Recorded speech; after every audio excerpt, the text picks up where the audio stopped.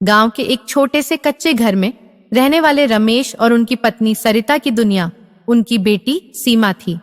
सीमित साधनों में गुजर बसर करने वाला यह परिवार हर दिन नई चुनौतियों का सामना करता था, लेकिन उनकी सबसे बड़ी चिंता थी सीमा की शादी। सीमा एक समझदार और संस्कारी लड़की थी। उसने माँ बाप की तकलीफों को हमेशा करीब से देखा था। घर की आर्थिक हालत अच्छी नहीं थी, लेकिन फिर भी उसने अपनी पढ़ाई पूरी की। सरिता हर रोज अपने दिल में एक ही सवाल उठाती, हमारी बेटी की शादी अच्छे घर में कैसे होगी। गांव में ऐसी बहुत सी बातें होती थीं जो उन्हें डराती थीं। कोई कहता बिना दहेज के अच्छी शादी नहीं होती, कोई कहता गरीब की लड़की की शादी में मुश्किलें तो आएंगी ही। ये बातें सुन सुनकर रमेश और सरिता का दिल बैठ जाता, लेकिन उन्होंने हार नहीं मानी। रमेश गांव में एक बढ़ई का काम करता था, दिन रात मेहनत करता ताकि कुछ पैसे इकट्ठे कर सके। सरिता भी आसपास के घरों में काम करने लगी, कभी किसी के खेत में मजदूरी करती, कभी कपड़े सिलती। उन्होंने तय किया कि भले ही छोटी शादी हो, लेकिन सम्मानजनक हो। धीरे धीरे उन्होंने पैसे जोड़ने शुरू किए, लेकिन जैसे ही कुछ पैसे इकट्ठे होते, कोई ना कोई परेशानी आ जाती। कभी रमेश बीमार पड़ जाता, कभी घर की छत टपकने लगती। उनका संघर्ष बढ़ता ही गया। एक दिन गांव की महिला मीना चाची ने एक अच्छा रिश्ता बताया। रवि, जो पास के शहर में नौकरी करता था, लड़का अच्छा था, लेकिन उसकी मां को दहेज की उम्मीद थी। रमेश ने हिम्मत करके कहा, हमारी बेटी गुणवान है, हम दहेज नहीं देंगे, लेकिन अपनी हैसियत से शादी जरूर करेंगे। रवि की मां पहले तो नाराज हुई, लेकिन जब रवि ने खुद कहा, मुझे सिर्फ सीमा चाहिए, दहेज नहीं, तो बात बन गई। शादी की तारीख तय हो गई, लेकिन रमेश और सरिता के पास अब भी पूरे पैसे नहीं थे। गहने लेने के लिए कर्ज लेना पड़ा, खाने पीने का इंतजाम करना पड़ा। गांव के कुछ लोग मदद को आगे आए, किसी ने हलवाई का खर्च उठाया तो किसी ने टेंट लगवा दिया। शादी से एक दिन पहले रमेश को खबर मिली कि वह जिस कर्जदार से पैसे उधार लेने वाला था, वह अब देने से मना कर रहा है। यह सुनकर वह टूट गया, लेकिन सरिता ने हिम्मत नहीं हारी। उसने अपने पुराने गहने गिरवी रख दिए और पैसे का इंतजाम किया। शादी वाले दिन सीमा दुल्हन बनी तो रमेश और सरिता की आंखों में खुशी के आंसू थे। गांव वालों ने भी उनकी मेहनत और संघर्ष को सलाम किया। रवि के परिवार ने भी यह देखकर मान लिया कि सम्मान और संस्कार दहेज से कहीं ज्यादा महत्वपूर्ण होते हैं। शादी अच्छे से पूरी हुई और जब सीमा विदा हो रही थी तो सरिता ने उसकी माथे पर हाथ रखकर कहा, आज हमारी मेहनत सफल हो गई बेटी। सीमा और रवि की शादी बड़े संघर्षों के बाद हुई थी, लेकिन असली जीवन की परीक्षा अभी बाकी थी। शादी के बाद सीमा अपने ससुराल आ गई। ससुराल ज्यादा बड़ा नहीं था, लेकिन रवि के माता पिता बहुत अच्छे थे। हालांकि घर की आर्थिक स्थिति बहुत मजबूत नहीं थी। शादी के बाद सीमा ने अपनी नई जिंदगी की शुरुआत बड़े उत्साह से की।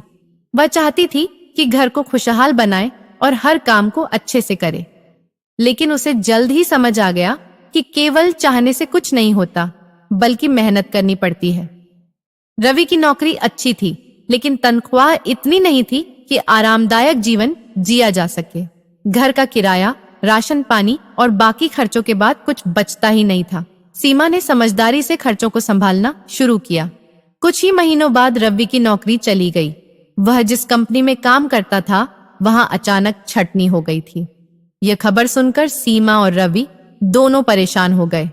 घर में सिर्फ रवि ही कमाने वाला था और अब बिना आमदनी के कैसे घर चलेगा। रवि बहुत निराश था, लेकिन सीमा ने उसे हिम्मत दी। हम एक दूसरे का साथ देंगे तो सब ठीक हो जाएगा।